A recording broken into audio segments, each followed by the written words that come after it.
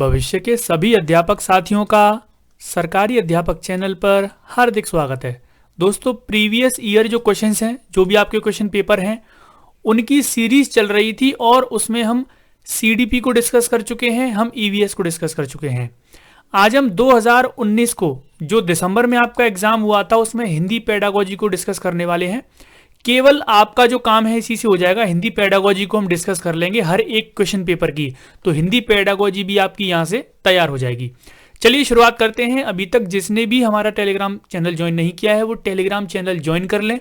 Description में उसका link दिया है, या फिर सरकारी अध्यापक टेलीग्राम पर लिखें, आपको मेरा फोटो दिख जाएगा, उसको आप ज्वाइन कर लें। चलिए शुरुआत करते हैं और पहले प्रश्न की ओर बढ़ते हैं। हमारा पहला प्रश्न आपकी स्क्रीन पर है, जवाब दीजिए कमेंट सेक्शन में। इसके अलावा आपको अपना स्कोर भी बताना है। वीडियो के एंड में आपके टोटल 15 में से कितने नंबर आए हैं, कितने प्रश्न सही हैं, वो भी आपको कमेंट सेक्शन में बताना है। पहला प्रश्न कह रहा है कि प्राथमिक स्तर पर बच्चों की भाषा का आकलन करने का उद्देश्य है। प्राथमिक स्तर पर बच्चों की भाषा का आकलन आप क्यों करना चाहते हैं?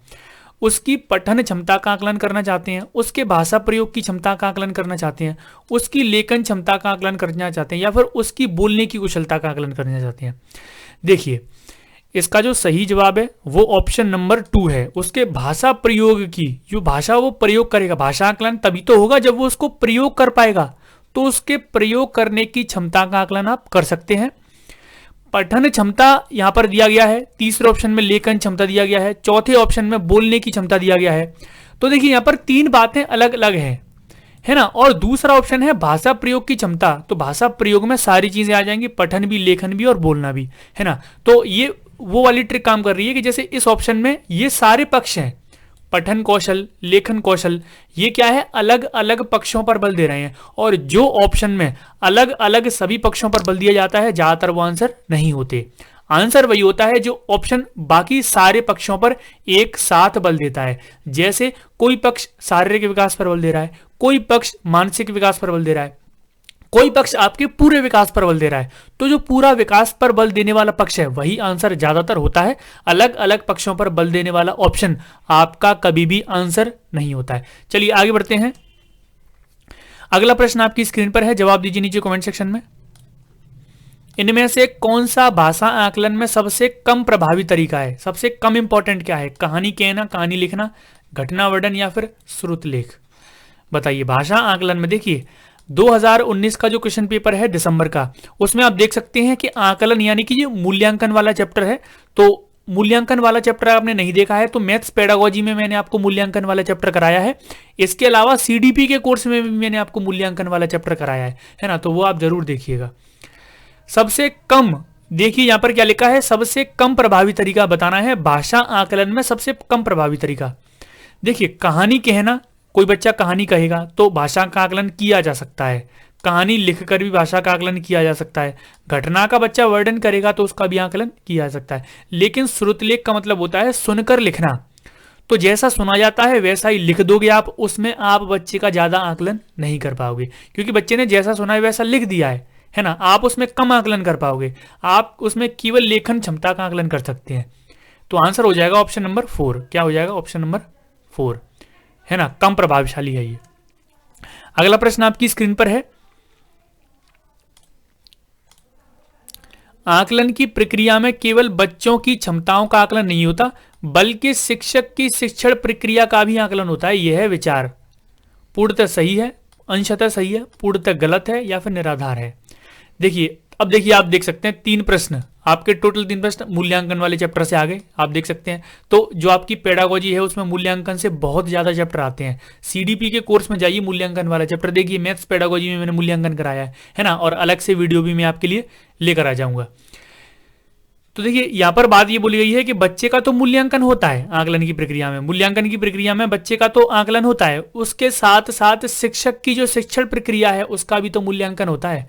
मैंने आपको पहले बताया था कि जब आकलन या फिर मूल्यांकन किया जाता है तो इवेल्युएशन केवल बच्चे का नहीं होता, इवेल्युएशन वहां पर टीचर का भी होता है। तो ये पूर्णतः सही है। क्या है? पूर्णतः सही है। 108 वाले का आंसर ऑप्शन नंबर 1 हो जाएगा, है ना, ये बिल्कुल सही है। आगे बढ़ते हैं दोस्तों।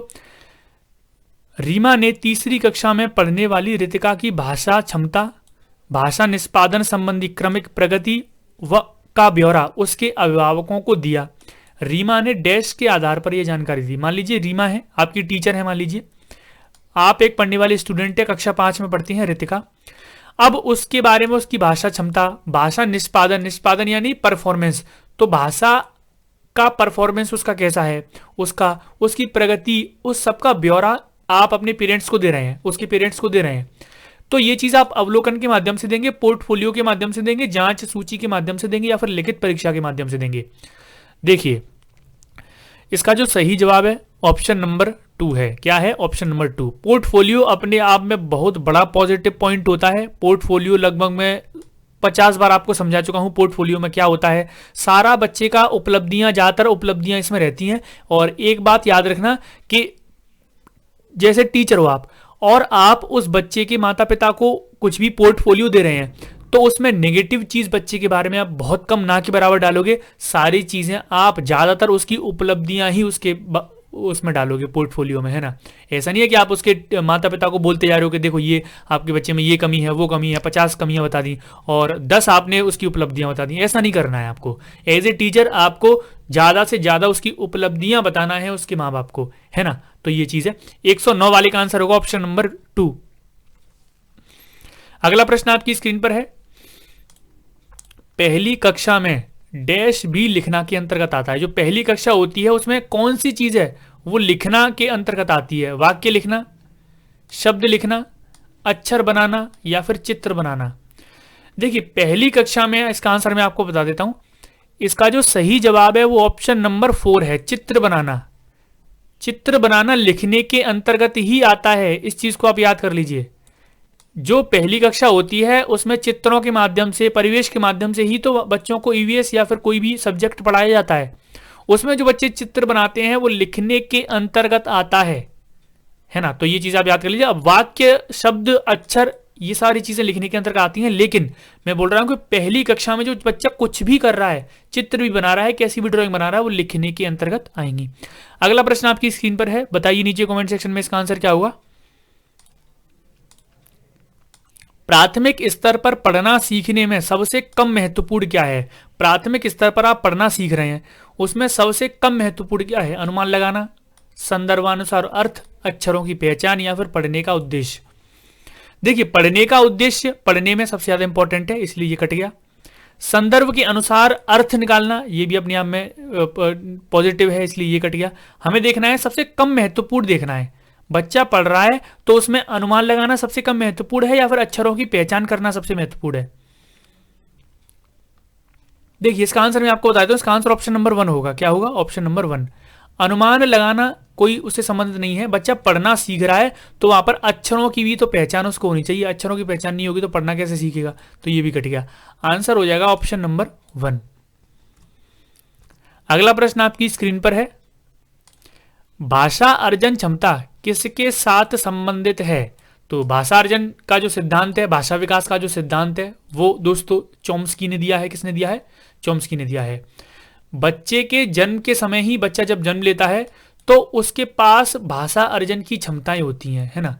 जन्म के समय ही, जन्म के साथ ही बच्चा भाषा अर्जित करने की क्षमताएं लेकर आता है ना। तो ये किसने बोला है अपने सिद्धांत में? चॉम्स्की ने। कहीं पर भी भाषा विकास का, भाषा अर्जन का सिद्धांत की या फिर भाषा से संबंधित बात आए, आपको लगाना है चॉम्स्की। क्या लगाना है? चॉम्स्की, क्योंकि इनका भाषा विकास का ही तो सिद्धांत है। आगे बढ़ते हैं। अगला प्रश्न आपकी स्क्रीन पर है। जवाब दीजिए नीचे कमेंट सेक्शन में।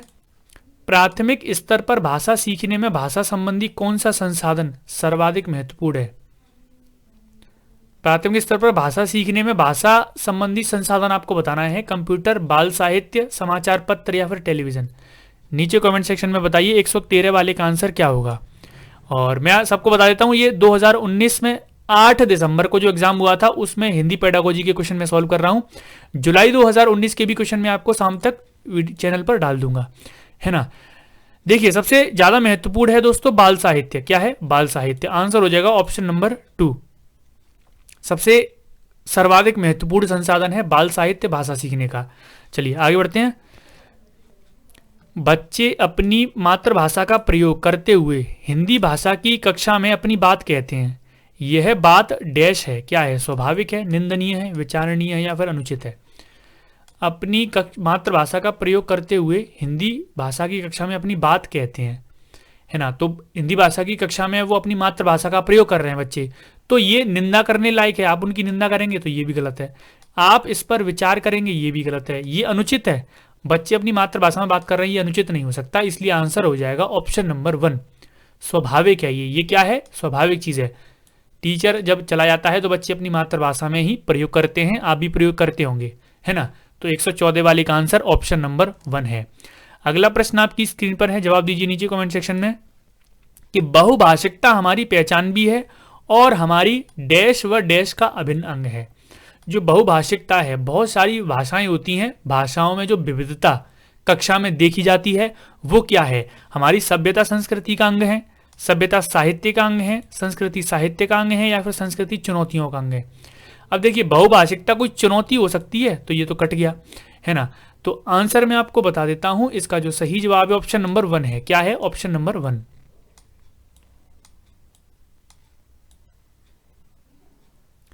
तो ये है आपके लिए सभ्यता और संस्कृति का अभिन्न अंग है ये। चलिए आगे बढ़ते हैं, अगला प्रश्न आपकी स्क्रीन पर है। प्राथमिक स्तर की पाठ्य पुस्तक में कार्टून, भाषण, विज्ञापन आदि बच्चों की क्षमता विकास में क्या है?